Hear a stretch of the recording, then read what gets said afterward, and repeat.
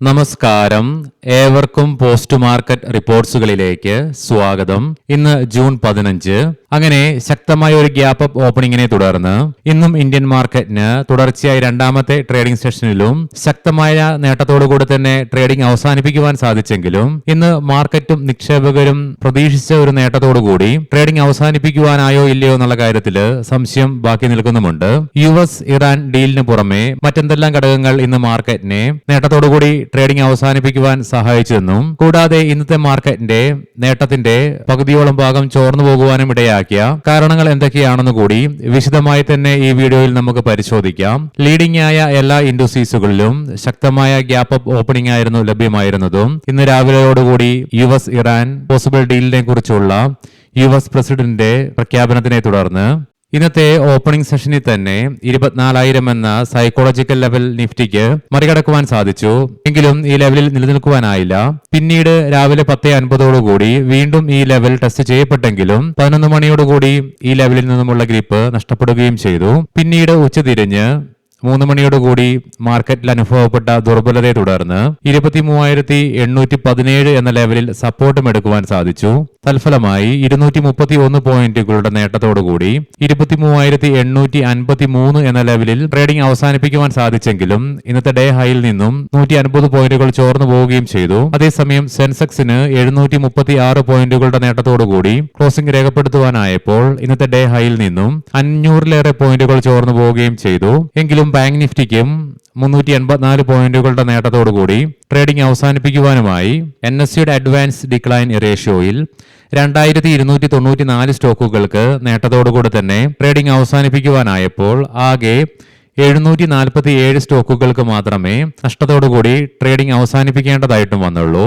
Sriram finance, Trent, HDFC life, Eicher motors, Bajaj finserv തുടങ്ങിയ സ്റ്റോക്കുകൾക്ക് ഇന്ന് നിഫ്റ്റി 50-ലെ ടോപ്പ് ഗെയിനേഴ്സ് ആയിട്ട് മാറുവാനായപ്പോൾ NTPC, ONGC, Bajaj auto, ICICI bank, Hindalco industries തുടങ്ങിയ സ്റ്റോക്കുകൾക്ക് ഇന്ന് നിഫ്റ്റി 50-ലെ ലൂസേഴ്സ് ആയിട്ട് മാറേണ്ടതായിട്ട് വന്നു. സെക്ടർ വൈസ് നോക്കുമ്പോൾ ഹെൽത്ത് കെയറിനെയും ഫാർമയെയും മാറ്റി നിർത്തി കഴിഞ്ഞാൽ ബാക്കി എല്ലാ മേജർ ഇൻഡസ്ട്രീസുകൾക്കും നേട്ടത്തോടുകൂടി തന്നെ ട്രേഡിംഗ് അവസാനിപ്പിക്കുവാനും സാധിച്ചു. നിഫ്റ്റി റിയാലിറ്റിക്ക് ഇന്ന് ശക്തമായ പെർഫോമൻസ് ആണ് കാഴ്ചവെക്കുവാനും സാധിച്ചത്. 4% നേട്ടവും കൈവരിക്കുവാൻ സാധിച്ചു.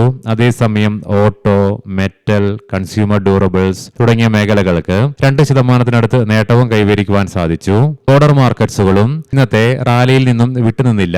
നിഫ്റ്റി മിഡ് ക്യാപ്പിനും സ്മോൾ ക്യാപ്പിനും 1.5% നേട്ടത്തോടുകൂടി തന്നെ ട്രേഡിംഗ് അവസാനിപ്പിക്കുവാനുമായി ഇന്ത്യൻ രൂപയ്ക്കും ഇന്ന് US ഡോളറിനെതിരെ 40 പൈസയുടെ നേട്ടത്തോടുകൂടി 94.71 എന്ന ലെവലിലായിട്ട് ക്ലോസിംഗും രേഖപ്പെടുത്തുവാനായി. USഉം ഇറാനും തമ്മിലുള്ള സമാധാന കരാർ നടപ്പിലാകുമെന്നുള്ള പ്രതീക്ഷ വന്നതിനെ തുടർന്ന് ഇന്ന് സ്പൈസ് ജെറ്റ്, യാത്ര തുടങ്ങിയ ട്രാവൽ റിലേറ്റഡ് ആയിട്ടുള്ള സ്റ്റോക്കുകളിൽ 7% ഉയർച്ച ഇൻട്രാഡേ ബേസിസിൽ അനുഭവപ്പെട്ടപ്പോൾ കല്യാൺ ജ്വല്ലേഴ്സിൽ 8%, സെൻകോ ഗോൾഡിൽ 4%, സെബിയുടെ പുതിയ റിപ്പോർട്ടുകൾ പുറത്തു വന്നതിന് ശേഷം തുടർച്ചയായിട്ട് ഏതാനും ട്രേഡിംഗ് സെഷനുകൾ കൊണ്ട് 30% ഇടിവ് നേരിട്ടിരുന്ന ജ്വല്ലറി സ്റ്റോക്കായ രാജേഷ് എക്സ്പോർട്സിലും ഇന്ന് ശക്തമായ നേട്ടത്തിലേക്ക് തിരിയുന്ന കാഴ്ചകളും കാണുവാനായിട്ട് സാധിച്ചു. ഇന്ത്യയിൽ നിന്നും റിപ്പോർട്ട് ചെയ്യപ്പെട്ട മെയ് മാസത്തെ WPI ഇൻഫ്ലേഷൻ ഡാറ്റയിൽ ഏപ്രിലിലെ 8.3% നിന്നും 9.6% ഉയർച്ച രേഖപ്പെടുത്തിക്കൊണ്ട് നിരാശപ്പെടുത്തുന്ന ഡാറ്റ തന്നെയാണ് റിലീസ് ചെയ്യപ്പെട്ടതും. എന്നാൽ അതേ സമയത്ത് മെയ് മാസത്ത് തന്നെ പാസഞ്ചർ വെഹിക്കിൾസിന്റെ മൊത്ത വിൽപ്പനയിൽ 4.39 ലക്ഷം യൂണിറ്റിലേക്ക് എത്തിച്ചേർന്നുകൊണ്ട് മുൻ വർഷത്തെ അപേക്ഷിച്ച് 27% വർധനവും രേഖപ്പെടുത്തുകയും ചെയ്തു. ഈ ന്യൂസ് നമ്മൾ ടെലഗ്രാം ഗ്രൂപ്പിൽ ലൈവായിട്ട് തന്നെ ഷെയർ ചെയ്തിട്ടുണ്ടായിരുന്നു. മാർക്കറ്റ് ടൈമിൽ തന്നെ റിയൽ ടൈം അപ്ഡേറ്റ്സ് ലഭിക്കണമെന്ന് താല്പര്യമുള്ളവർക്ക് ടെലഗ്രാം ഗ്രൂപ്പിൽ ജോയിൻ ചെയ്യാവുന്നതാണ്. ലിങ്ക് ഫസ്റ്റ് കമന്റ് ബോക്സിൽ തന്നെ കൊടുത്തിട്ടുണ്ട്. ഇനി നമുക്ക് ഇന്ന് നമ്മുടെ മാർക്കറ്റിനെ ശക്തമായ ഒരു ഗ്യാപ്പ് അപ്പ് ഓപ്പണിംഗിലേക്കും തുടർന്ന് നേട്ടത്തോടുകൂടി വ്യാപാരം അവസാനിപ്പിക്കുവാൻ ഇടയാക്കിയ ഘടകങ്ങൾ എന്തൊക്കെയാണെന്ന് വിശദമായി തന്നെ പരിശോധിക്കാം. വെസ്റ്റ് ഏഷ്യൻ പ്രശ്നങ്ങൾ ആരംഭിച്ച് 107 ദിവസങ്ങൾ പിന്നിട്ടതിന് ശേഷം ഇന്ന് രാവിലെയോടുകൂടി US പ്രസിഡന്റ് ട്രംപിന്റെ ഭാഗത്ത് നിന്നും USഉം ഇറാനും തമ്മിൽ സമാധാന കരാറിലേക്ക് എത്തിച്ചേർന്നുകൊണ്ടുള്ള പ്രഖ്യാപനം ഔദ്യോഗികമായി തന്നെ വന്നതിന്റെ ഫലമായിട്ടാണ് ഇന്ന് ഇന്ത്യൻ മാർക്കറ്റിൽ മാത്രമല്ല ഗ്ലോബൽ മാർക്കറ്റിലാകമാനം ശക്തമായ നേട്ടത്തിലേക്കൊരു വഴി തുറന്നതും. US ഇറാൻ ഡീലിനെ കുറിച്ച് പ്രത്യേകം എക്സ്പ്ലെയിൻ ചെയ്യേണ്ട ആവശ്യമൊന്നുമില്ല. ലോകം ഉറ്റുനോക്കിക്കൊണ്ടിരുന്ന കാര്യം നടപ്പിലായതിനെ തുടർന്ന് അത് ഇന്ന് എണ്ണയുടെ വിലയിലുണ്ടാക്കിയ ശക്തമായ ഇടിവും, ഇതിനെ തുടർന്ന് ഇന്ന് ഗ്ലോബൽ മാർക്കറ്റിൽ അനുഭവപ്പെട്ട ശക്തമായ പോസിറ്റിവിറ്റിനെ തുടർന്ന് ഗ്ലോബൽ ക്യൂസ് ശക്തമായി തന്നെ പോസിറ്റിവിറ്റിയിലേക്ക് തിരിഞ്ഞതും ഇന്ത്യൻ രൂപയ്ക്ക് ഇന്ന് US ഡോളറിനെതിരെ ക്ലോസിംഗ് ബേസിസിൽ 40 പൈസയുടെ നേട്ടമേ കൈവരിക്കുവാൻ സാധിച്ചുള്ളെങ്കിൽ കൂടിയിട്ടും ഒരു ഘട്ടത്തിൽ 58 പൈസകളുടെ നേട്ടം വരെ കൈവരിക്കുവാനും സാധിച്ചിരുന്നു. ആയതിനാൽ തന്നെ ഇന്ന് US ഡോളറിനെതിരെ ഇന്ത്യൻ രൂപയ്ക്ക് കൈവരിക്കുവാൻ സാധിച്ച നേട്ടവും ഇതിനെല്ലാം പുറമെ ഇന്ന് ഇന്ത്യ വിക്സിലുണ്ടായ ഇടിവും നമ്മുടെ മാർക്കറ്റിനെ സപ്പോർട്ട് ചെയ്യുകയും ചെയ്തു. മാത്രമല്ല വെള്ളിയാഴ്ച വിദേശ ധനകാര്യ സ്ഥാപനങ്ങൾ ഇന്ത്യൻ ക്യാഷ് മാർക്കറ്റിൽ സെല്ലിംഗ് നടത്തിയെങ്കിലും ആകെ 1000 കോടി രൂപയ്ക്ക് ജസ്റ്റ് മുകളിൽ മാത്രമേ അവരുടെ ഭാഗത്ത് നിന്നുമുള്ള സെല്ലിംഗ് വരികയും ചെയ്തുള്ളൂ. ആയതിനാൽ അവരുടെ ഭാഗത്ത് നിന്ന് വന്ന കുറഞ്ഞ തോതിലുള്ള സെല്ലിങ്ങും ഇന്ന് നമ്മുടെ മാർക്കറ്റിന് ആശ്വാസം പകരുകയും ചെയ്തു.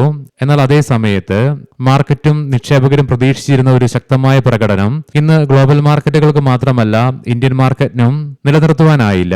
ഒരു പരിധിവരെ ശക്തമായ നേട്ടം കൈവരിക്കുവാൻ സാധിച്ചെങ്കിൽ കൂടിയിട്ടും ഇതിലേക്ക് പ്രധാനമായും നയിച്ചത് US-ഉം ഇറാനും തമ്മിലുള്ള സമാധാന കരാർ നിലവിൽ വരുമെന്നുള്ള പ്രഖ്യാപനം US പ്രസിഡന്റ് ഡൊണാൾഡ് ട്രംപിന്റെ ഭാഗത്ത് നിന്ന് വന്നെങ്കിൽ കൂടിയിട്ടും ഇസ്രായേലിന്റെ ഭാഗത്ത് നിന്നും വലിയൊരു സഹകരണം കാണുന്നതായിട്ട് വിലയിരുത്താനാകുന്നുമില്ല. കാരണം ഇസ്രായേലിന്റെ ഭാഗത്ത് നിന്നും ലബനാനിലുള്ള IDF-ന്റെ പിന്മാറ്റം ഇസ്രായേൽ റിജക്ട് ചെയ്തു എന്നുള്ള റിപ്പോർട്ട്സാണ് വന്നുകൊണ്ടിരിക്കുന്നതും. ആയതിനാൽ തന്നെ അത് വീണ്ടും ഇറാനും US-ഉം തമ്മിലുള്ള സമാധാന കരാറിന് മുകളിൽ നേരിയ തോതിലാണെങ്കിൽ കൂടിയിട്ടും കാർമേഘങ്ങൾ ഉരുണ്ടുകൂടുവാൻ ഇടയാക്കി എന്നുള്ള വിലയിരുത്തലുകളും വരുന്നുണ്ട്.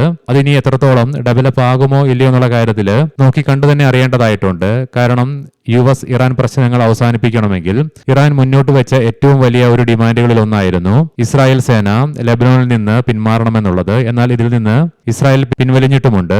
രണ്ടാമതായി തീർച്ചയായിട്ടും പ്രോഫിറ്റ് ബുക്കിംഗ് ആണ്. അതായത് ഒത്തിരി ട്രേഡിംഗ് സെഷനുകൾക്ക് ശേഷമാണ് ഇന്ത്യൻ മാർക്കറ്റ് എസ്പെഷ്യലി നിഫ്റ്റിയൊക്കെ 24,000 എന്ന സൈക്കോളജിക്കൽ ലെവൽ വീണ്ടും ഇൻട്രാഡേ ബേസിസിലാണെങ്കിൽ കൂടിയിട്ടും മറികടക്കുകയും ചെയ്തത്. മാത്രമല്ല 2 ദിവസങ്ങൾ കൊണ്ട് സെൻസെക്സ് 3000-ലേറെ പോയിന്റുകളുടെ റാലി നടത്തിയപ്പോൾ നിഫ്റ്റിയും ഏകദേശം 800-ലേറെ പോയിന്റുകളുടെ റാലി നടത്തുകയും ചെയ്തു. തൽഫലമായി 24,000 എന്ന സൈക്കോളജിക്കൽ ലെവൽ ഇന്ന് നിഫ്റ്റി പലതവണയും മറികടക്കുവാൻ ശ്രമിച്ചപ്പോഴൊക്കെ ശക്തമായ പ്രോഫിറ്റ് ബുക്കിംഗ് തന്നെയായിരുന്നു പ്രകടമായിരുന്നതും ഇന്ന് രാവിലെ നമ്മൾ പ്രീ മാർക്കറ്റ് റിപ്പോർട്ട്സിൽ കണ്ടിരുന്നു. അതായത് 24,000, 24,200 എന്നീ ലെവലുകൾ നിഫ്റ്റിയെ സംബന്ധിച്ചിടത്തോളം ശക്തമായ റെസിസ്റ്റൻസ് ഏരിയ ആണെന്ന് ഇന്ന് ആദ്യ റെസിസ്റ്റൻസ് ഏരിയയിൽ തന്നെ നിഫ്റ്റിക്ക് തളർന്നു വീഴേണ്ടതായിട്ടും വന്നു. മാത്രമല്ല ടെക്നിക്കലായിട്ടുള്ള ഫാക്ടേഴ്സ് ഇന്ന് മാർക്കറ്റിനെ തുണച്ചുമില്ല. കാരണം നിഫ്റ്റിക്ക് ശക്തമായി മുന്നോട്ട് പോകണമായിരുന്നെങ്കിൽ രാവിലെ നമ്മൾ കണ്ടിരുന്ന പോലെ തന്നെ 24,200 എന്ന ലെവൽ മറികടന്നുകൊണ്ട് ഈ ലെവലിന് മുകളിലായിട്ട് നിലനിൽക്കേണ്ടതായിട്ടും ഉണ്ടായിരുന്നു.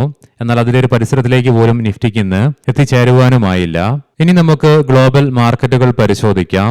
US-ലെ ഡോ ജോൺസ് ഫ്യൂച്ചർ 0.84% അഥവാ 430 പോയിന്റുകളുടെ നേട്ടത്തിൽ തന്നെയാണ് ട്രേഡിംഗ് നടന്നുകൊണ്ടിരിക്കുന്നത്. യൂറോപ്യൻ മാർക്കറ്റ്സിൽ UK മാർക്കറ്റ് ഫ്ലാറ്റ് ആയിട്ട് പോസിറ്റീവ് സെന്റിമെന്റ്സോടുകൂടി ട്രേഡിംഗ് നടത്തിക്കൊണ്ടിരിക്കുമ്പോൾ ഫ്രാൻസ് മാർക്കറ്റ് 1.25%, ജർമ്മൻ മാർക്കറ്റ് 1.5% നേട്ടത്തിലാണ് വ്യാപാരം നടത്തിക്കൊണ്ടിരിക്കുന്നതും. ഏഷ്യൻ മാർക്കറ്റ്സിൽ കൊറിയ, ജപ്പാൻ തുടങ്ങിയ മാർക്കറ്റുകൾക്ക് ഇന്ന് ശക്തമായ നേട്ടത്തോടുകൂടി ട്രേഡിംഗ് അവസാനിപ്പിക്കുവാനായപ്പോൾ തായ്ലൻഡ് മാർക്കറ്റിന് മാത്രമേ ഇന്ന് ഏഷ്യൻ മാർക്കറ്റ്സിൽ നിന്നും ഫ്ലാറ്റ് ആയിട്ടാണെങ്കിലും നെഗറ്റീവ് സെന്റിമെന്റ്സോടുകൂടി ട്രേഡിംഗ് അവസാനിപ്പിക്കേണ്ടതായിട്ടും വന്നുള്ളൂ. എണ്ണയുടെ വിലയിൽ ശക്തമായ ഇടിവ് തുടരുന്നുണ്ട്. ബ്രെന്റ് ക്രൂഡിന്റെ വിലയിൽ 5.25%, ക്രൂഡ് ഓയിലിന്റെ വിലയിൽ 5.5%-യും ഇടിവ് അനുഭവപ്പെടുന്നു. ബ്രെന്റ് ക്രൂഡിന്റെ വില 82.82ലേക്കും ക്രൂഡ് ഓയിലിന്റെ വില 80.22 $US പെർ ബാരൽ നിലയിലേക്കും എത്തിച്ചേർന്നു. ഗോൾഡിന്റെ വില ശക്തമായി കുതിച്ചു കയറുന്നുണ്ട്. 2.25% അഥവാ $117 ഉയർച്ചയാണ് ഗോൾഡിൽ അനുഭവപ്പെടുന്നതും. 4,338.49 പെർ ഔൺസ് എന്ന നിലയിലേക്ക് സ്വർണത്തിന്റെ വില എത്തിച്ചേർന്നിട്ടുമുണ്ട്. ഇനി നമുക്ക് ഇന്നത്തെ പ്രധാനപ്പെട്ട സ്റ്റോക്കിംഗ് ന്യൂസുകൾ പരിശോധിക്കാം. മുൻകൂട്ടി ഓർമ്മിപ്പിച്ചുകൊള്ളട്ടെ, ഇത് ഒരു ബൈ ഓർ സെൽ റെക്കമെൻഡേഷൻ അല്ല. മാരുതി സുസുക്കി ഇന്ത്യ 7.24 ലക്ഷം രൂപയ്ക്ക്, അതായത് എക്സ് ഷോറൂം വിലയ്ക്ക് വാഗണർ R ഫ്ലെക്സ് ഫ്യൂവൽ വാഹനം കമ്പനി ഇന്ന് ഇന്ത്യയിൽ പുറത്തിറക്കി. GR ഇൻഫ്ര പ്രോജക്ട്സ് 41 കിലോമീറ്ററിന്റെ പുതിയ റെയിൽവേ ലൈനിന്റെ കൺസ്ട്രക്ഷനുമായി ബന്ധപ്പെട്ടുകൊണ്ട് 1897.51 കോടി രൂപയുടെ പുതിയ കരാർ കമ്പനിക്ക് ലഭിച്ചു. ഇന്നു മുതൽ 900 ദിവസങ്ങൾ കൊണ്ട് പ്രൊജക്ട് പൂർത്തിയാക്കുകയും വേണം. ഫിൻകുറവേ ഫിനാൻഷ്യൽ സർവീസസ് സ്വകാര്യ പ്ലേസ്മെന്റ് അടിസ്ഥാനത്തിൽ നോൺ കൺവെർട്ടബിൾ ഡിബഞ്ചറുകൾ വഴി 100 കോടി രൂപ സമാഹരിക്കുവാൻ കമ്പനിയുടെ ബോർഡ് അംഗീകാരം നൽകി. Australian premium solar India 16 megawatt roof top solar പ്രോജക്റ്റുമായി ബന്ധപ്പെട്ടുകൊണ്ട് 68 കോടി രൂപയുടെ പുതിയൊരു കരാർ കമ്പനിക്ക് ലഭിച്ചു. K2 Infragen limited railway electrification കോൺട്രാക്റ്റുമായി ബന്ധപ്പെട്ടുകൊണ്ട് 159 കോടി രൂപയുടെ കരാർ കമ്പനിക്ക് ലഭിച്ചു. ഇൻഫോസിസ് ജൂലൈ 23, 2026 കമ്പനി അതിന്റെ Q1 ഏർണിങ്സുകൾ പ്രസിദ്ധീകരിക്കും. റെയിൽവേ സ്റ്റോക്സ് രാജ്യത്തുടനീളമുള്ള 7 പ്രത്യേക അതിവേഗ ട്രെയിൽ ഇടനാഴികൾ വികസിപ്പിക്കുന്നതിനായി ഏകദേശം 16 ലക്ഷം കോടി രൂപയുടെ ബുള്ളറ്റ് ട്രെയിൻ പദ്ധതി റെയിൽവേ മന്ത്രാലയം പ്രഖ്യാപിച്ചു. ഭാരതി എയർടെൽ ആഫ്രിക്കയുടെ ഓഹരി പങ്കാളിത്തം നിലവിലുള്ള 62.73% നിന്ന് 79% ഉയർത്തുവാനുള്ള അനുമതി ഷെയർ ഹോൾഡേഴ്സിന്റെ ഭാഗത്തു നിന്നും കമ്പനിക്ക് ലഭിച്ചു. വാരി എനർജീസ് 800 മെഗാവാട്ട് സോളാർ മോഡ്യൂളുകളുടെ ഓർഡർ കമ്പനിക്ക് ലഭിച്ചു. ഏവർക്കും ശുഭരാത്രി നേരുന്നു. നാളെ രാവിലെ പ്രീ മാർക്കറ്റ് റിപ്പോർട്ട്സുമായി കണ്ടുമുട്ടാം. നന്ദി, നമസ്കാരം.